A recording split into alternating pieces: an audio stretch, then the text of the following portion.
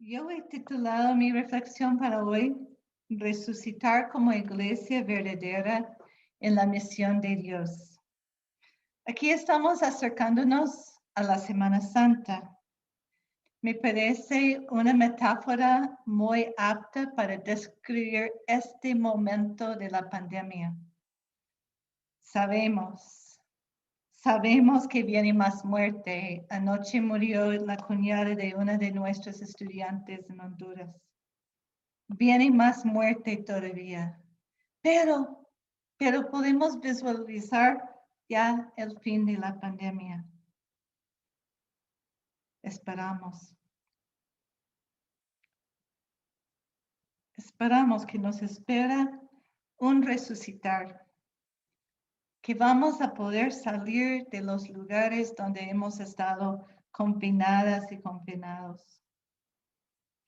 Esperamos que la salida de la cuarentena no sea solamente un regreso a los templos, a la vida que llamábamos antes normal, sino que sea un impulso hacia el mundo. Que sea, para retomar una frase de John Sobrino, una resurrección de la iglesia verdadera hacia vida nueva. Pero ¿cómo medimos la vida de la iglesia?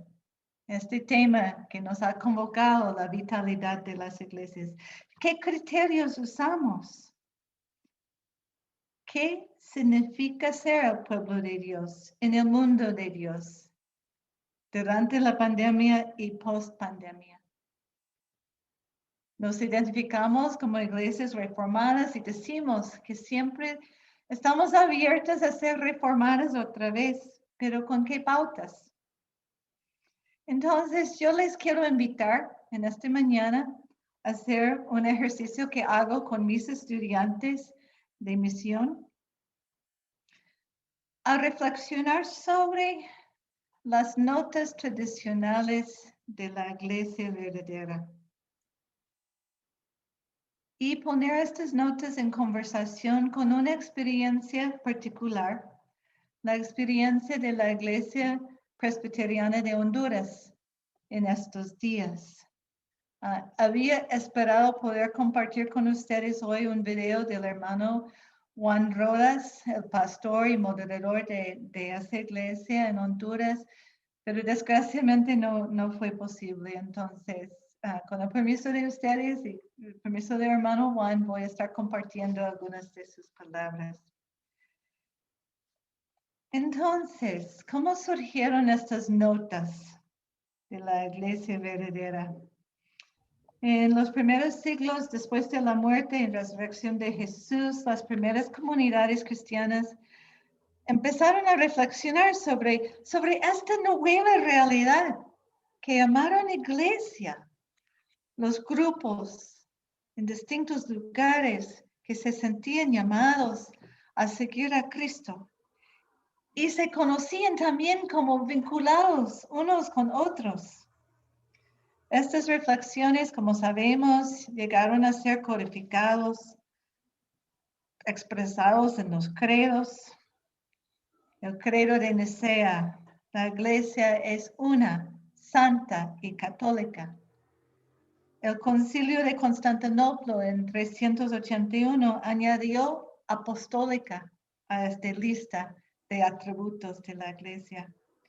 Sabemos que en el tiempo de la Reforma se convirtieron estas notas, ¿verdad?, de la iglesia en armas para atacar un grupo a otro grupo, pero no fueron pensados en relación con la misión de la iglesia. Eso sí pasó ya en el siglo XX. La teología católica y protestante había esfuerzos para reexaminar estas notas o atributos de la iglesia, repensarlas en función de la misión de la iglesia. Y llegaron a la conclusión que estas notas son, por un lado, dones de Dios, pero por otro lado, son tareas de la iglesia.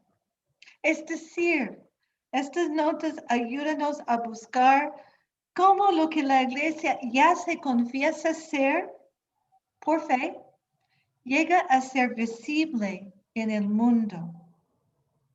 En una iglesia en transformación, una iglesia siendo reformada. Carlos Van Engen, un norteamericano que pasó mucho tiempo trabajando en México como misionero de la Iglesia Cristiana Reformada, en su libro El Pueblo Misionero de Dios, dice que debemos pensar en estas notas ya no como adjetivos que describen la calidad de un sustantivo conocido como iglesia, sino como adverbios que describen la acción misionera de la vida esencial de la iglesia en el mundo. Entonces vamos a hacer un intento de releer estas notas de la iglesia verdadera. En su discusión sobre la unidad, Calvino empieza con el hecho de que todos los seres humanos somos creados a imagen y semejanza de Dios. Eso es la base de la unidad de la raza humana. La pandemia nos ha recordado en otra manera que todos somos seres humanos, porque todos compartimos la vulnerabilidad frente a ese agente microbio. Y el hermano Juan Rodas de la Iglesia de Honduras dice así: la pandemia nos ha traído una educación, una transformación, hacernos ver que somos vulnerables. Antes creíamos, por ser cristianos, que no nos pasaba nada. Ahora estamos viendo que esta enfermedad no ve ni ricos ni pobres. Todos somos iguales. Si la pandemia nos ha recordado de la unidad de la raza humana, también ha dejado aún más descubiertas las desigualdades, la falta de unidad. Hemos visto cómo las estructuras de poder económico y político denominado imperio en la Confesión de Accra nos están dividiendo. Vemos eso en cómo la pandemia ha servido a los más ricos del planeta como oportunidad para acumular aún más riqueza. Y ya hemos escuchado sobre el retroceso que están sufriendo aquí en América Latina y cómo millones de personas han entrado en pobreza cada día más profunda. Pero tal vez el ejemplo más claro de todo eso es cómo los países del norte están acaparando las vacunas. Y no solo las vacunas, sino el conocimiento para cómo producirlas, ¿verdad? Estamos divididos. La segunda nota que nos ofrece la tradición es la santidad. En muchos círculos, por muchos siglos incluso, se ha entendido la santidad de la iglesia como mantenerse apartado de lo profano, del mundo. Hemos visto reportes sobre iglesias en diferentes lugares en el mundo que han insistido en seguir haciendo sus cultos igual que siempre, a pesar de la pandemia. Y en lugar de transmitir vida, los cultos han sido lugares de transmisión de infección y muerte. Qué tristeza. Pastor Juan admite que al inicio había resistencia en la iglesia de Honduras al uso de las mascarillas. Usar la mascarilla fue tomado por algunos como signo de falta de fe, falta de santidad. Pero hemos aprendido, dice Juan, que es importante pensar en los demás, en proteger la salud. me hace recordar a Calvino, porque Calvino tenía muy claro que el amor a Dios se expresa en el amor al prójimo. Y cuando Calvino leía los 10 mandamientos, decía, no solo son prohibiciones, sino debemos hacer el opuesto a lo que está prohibido. Entonces, cuando el mandamiento dice, no matarás, debemos hacer todo lo que está dentro de nuestro poder para el bienestar de nuestro prójimo, para las personas en nuestro alrededor. Ahí tenemos la justificación teológica por ponernos la mascarilla. Jan Sobrino, teólogo católico radicado en El Salvador, siguiendo a Jürgen Moltmann, nos recuerda que la edificación de la santidad está en Dios. Es Dios que es santo. La santidad no está en el hecho de separarnos del mundo. ¿Y qué hizo Dios en la encarnación? Vino al mundo. Y Jesús se identificó con las personas marginalizadas, las prostitutas, los cobradores de impuestos, los pescadores, las mujeres enfermas. Entonces, la santidad de la iglesia consiste en su capacidad de identificarse con Jesús y con las personas necesitadas. Por eso, la santidad no puede consistir en apartarse del mundo, sino es una manera particular de estar presente en el mundo. Van Engen dice que la Santa Iglesia de Jesucristo debería ser vista como una fuerza santificadora. La Iglesia vive para que la presencia de Dios pueda ser experimentada en el mundo.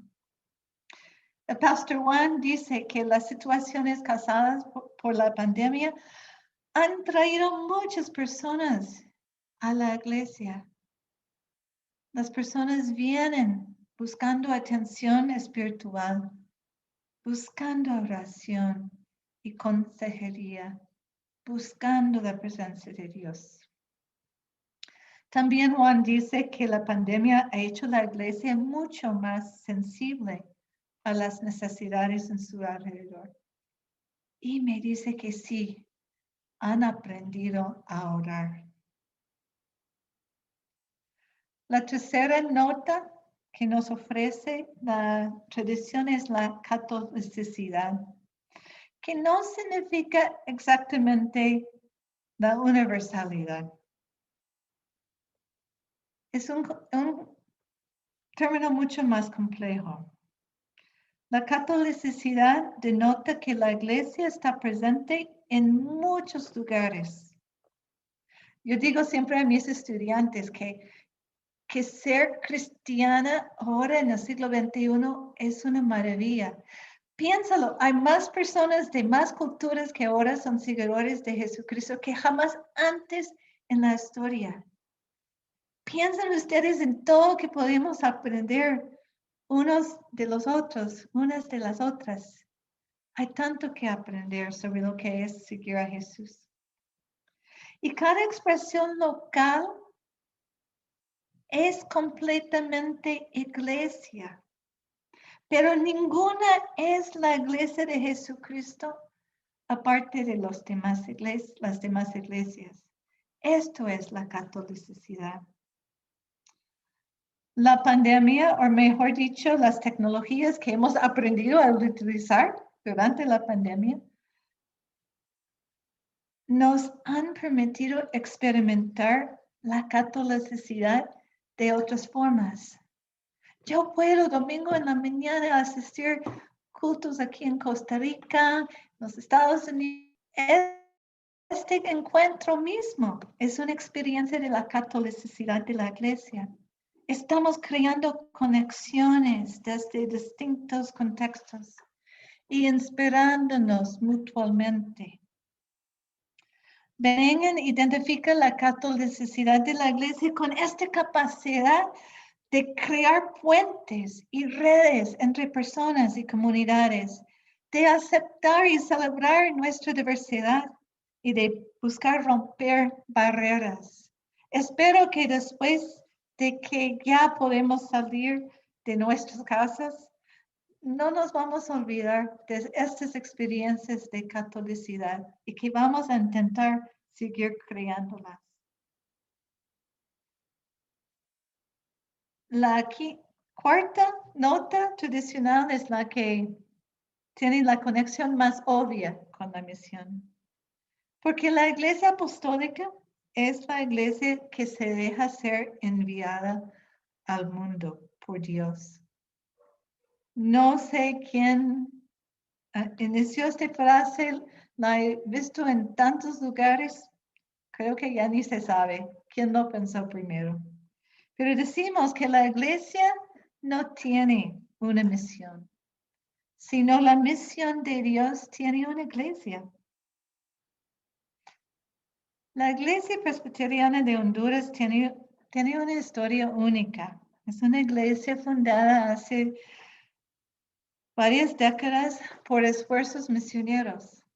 Primero desde Guatemala y después desde Corea del Sur. Es una iglesia que se ha conocido como iglesia con mucho favor evangelístico y sigue siendo así. En los últimos años ha desarrollado relaciones de compañerismo con iglesias y presbiterios en la Iglesia Presbiteriana de los Estados Unidos. Esta iglesia en Honduras empezó a experimentar una transformación aún antes de la pandemia. En 2016, esta iglesia invitó a la Universidad Bíblica Latinoamericana a acompañarles en un proceso de educación bíblico-teológico. No fueron muchos los pastores que entraron en el grupo. No sentían la necesidad de estudiar, pero otras personas de la iglesia sí, incluyendo varias personas con liderazgo, personas jóvenes. Y este proceso de educación era un nuevo encuentro para ellas y ellos con el texto bíblico y con sus propias comunidades.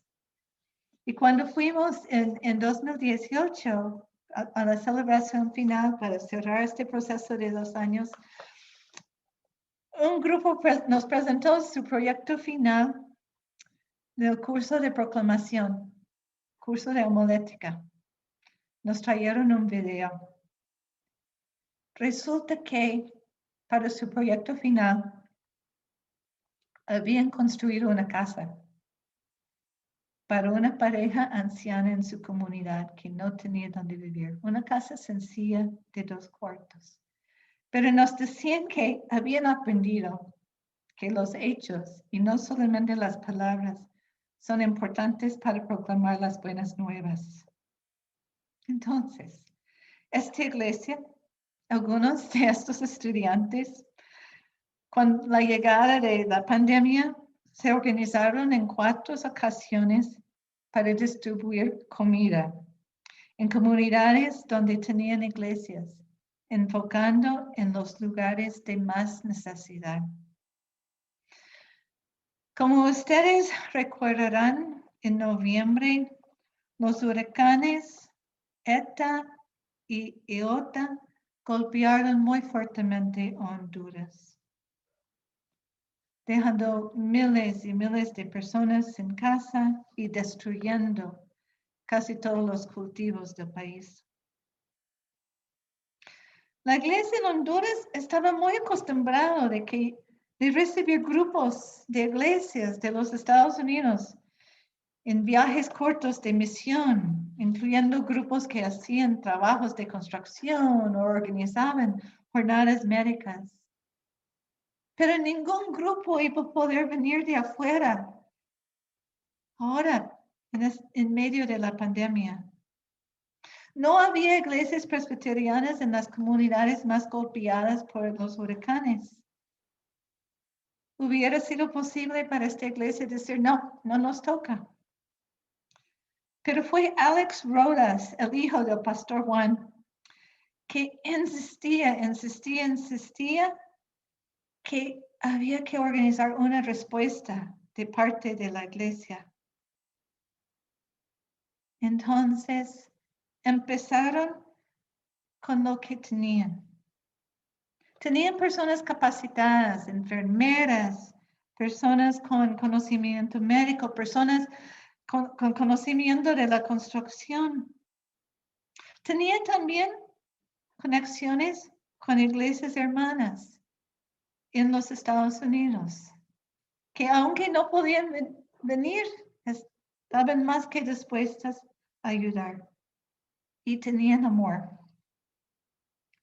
Esta iglesia organizaron a 50 personas voluntarias, todas hondureñas, hicieron 2 jornadas médicas, distribuyeron más de 1,500 bolsas de comida y están planificando más jornadas médicas.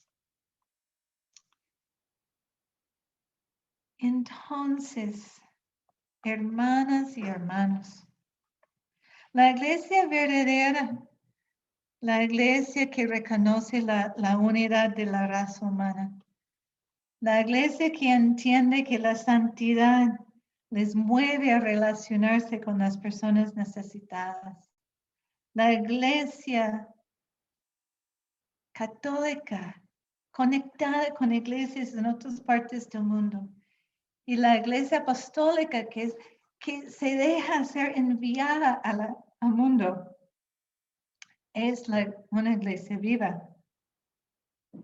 La vitalidad de la iglesia, como dije a Pablo al momento de hablar de la organización de este encuentro, viene de la entrega a la misión de Dios.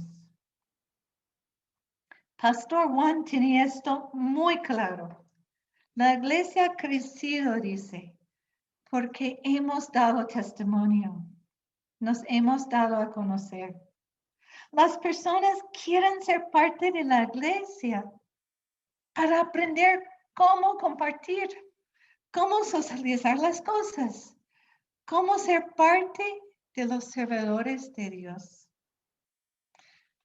Como dijo Jesús una vez, la persona, o podemos decir la iglesia, que quiera salvar su vida, la perderá. Pero la persona o la iglesia que pierda, que da su vida por causa de mí y del evangelio, la salvará. La invitación a la misión de Dios es la invitación de entregar nuestras vidas y la vida de nuestras iglesias a la causa del reinado de Dios. Que Dios en estos días nos resucite como iglesia verdadera. Amén. Y muchas bendiciones.